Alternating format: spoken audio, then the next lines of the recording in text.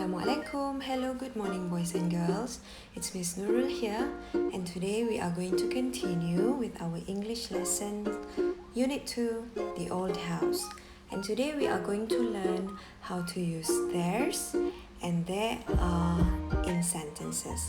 Alright, let's start with there's. Okay, so there's is actually there is.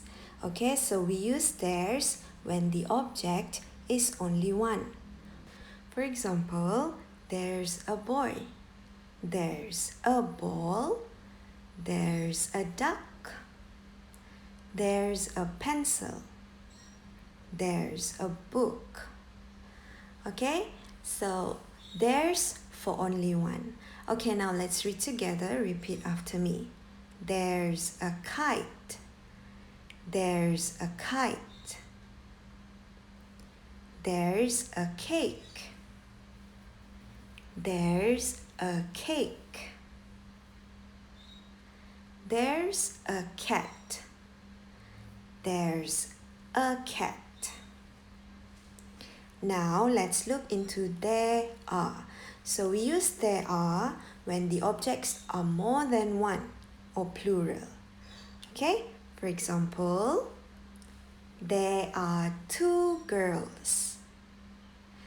There are 3 cupcakes. There are 2 dogs. There are 9 sunflowers. Alright, now it's time to read. Repeat after me, okay? There are 7 pencils. There are 7 pencils.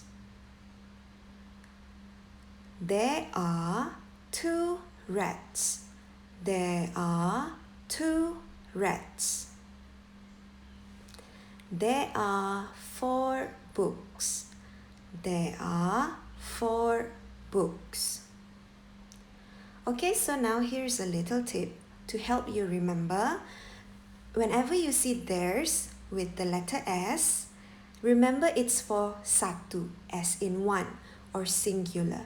If you see there are with the letter R, okay, remember it's for ramai, as in more than one, or plural. Okay, I hope it helps you to remember.